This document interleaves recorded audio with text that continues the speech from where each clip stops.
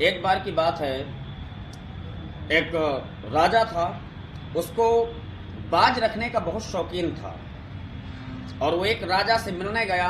तो उस राजा को पता था कि मेरा मित्र है और इसको बाज का शौकीन है, तो उसने बाज के 2 बच्चे दिए उस राजा को। वो लाया उनको बहुत शौक से अपने महल में, और लाने के बाद वहाँ का जो बाज को ट्रेनिंग देने वाला आया था, उसने क्या किया कि उसको ट्रेनिंग दिया। तो देखा ये गया कि एक बाज जो था वो बहुत बढ़िया उड़ता था, बहुत बढ़िया अपना एक्टिंग करता था, सब कुछ करता था। लेकिन एक बाज था वो उड़ता और उड़ करके एक पेड़ की डाली में बैठ जाता।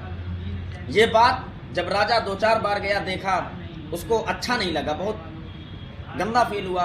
उसने क्या किया कि उस बाज को ट्रेनिंग देने के लिए बाहर से लोगों को बुलाया। लेकिन जब बाहर से लोग आए, वो लोगों ने भी किया तो सफल नहीं हुए।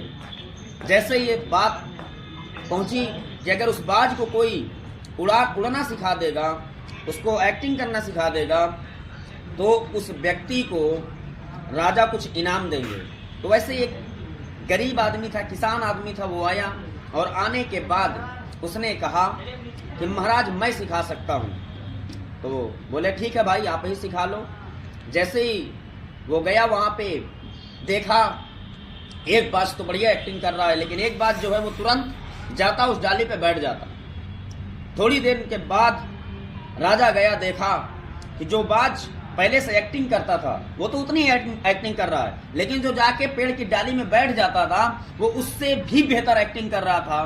तब राजा ने उससे पूछा, आखिर आपने किया क्या?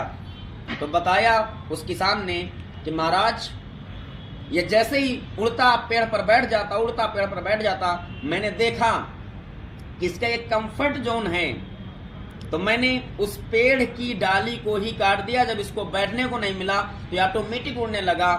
इसी तरीके से अगर हमें आपको सपोर्ट कम मिलता है तो इसका मतलब है कि हमें आपको सीनियर बहुत आगे तक लेके जाना चाहते हैं। इसीलिए वो लोग हमें आपको कुछ समय तक अकेला छोड़ने का प्रयास करते हैं। Thank you sir.